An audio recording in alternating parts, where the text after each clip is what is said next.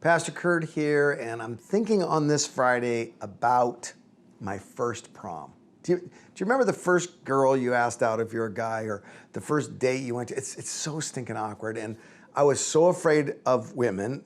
I mean, it's the worst ever. I went to this girl, I think her name was Paula, and I was like, hey, 2 weeks from now, there's this thing, and of course she knows the thing is the prom, and I'm like, would you should we? And I don't mean that we're really gonna be steady, but it was the worst. And finally, she interrupts my teenage acne-laced awkwardness and looks right at me and she said, yes, Curt, yes, I will go to the prom with you. And I was like, great, bye. And I left because I was just like, she said the yes, now leave before she changes her mind. There's something really powerful about a yes. Yes, I'll go to a dance with you. Yes, you get your driver's license. Yes, you got an A on this test. Yes, I'll be your friend. Or yes, you're invited to this party or gathering. A yes can be the most empowering, affirming word we've ever heard. The sad part is, many of us don't realize this. God has already decided to speak yes over your life.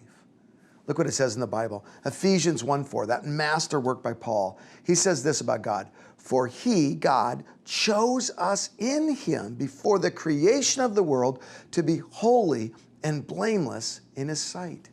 You're the choice of God, my friend. And not just to associate with him, but to have purpose, to live blamelessly in his sight.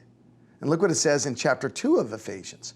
For we are God's handiwork, created in Christ Jesus to do good works, which God prepared in advance for us to do. You see, there's a relationship between God's yes, his handiwork, his choosing of you, and your purpose. God says a yes in you that you might do great things. God says a yes in you that you might say yes to others. Have you heard the yes of God? It's so crucial.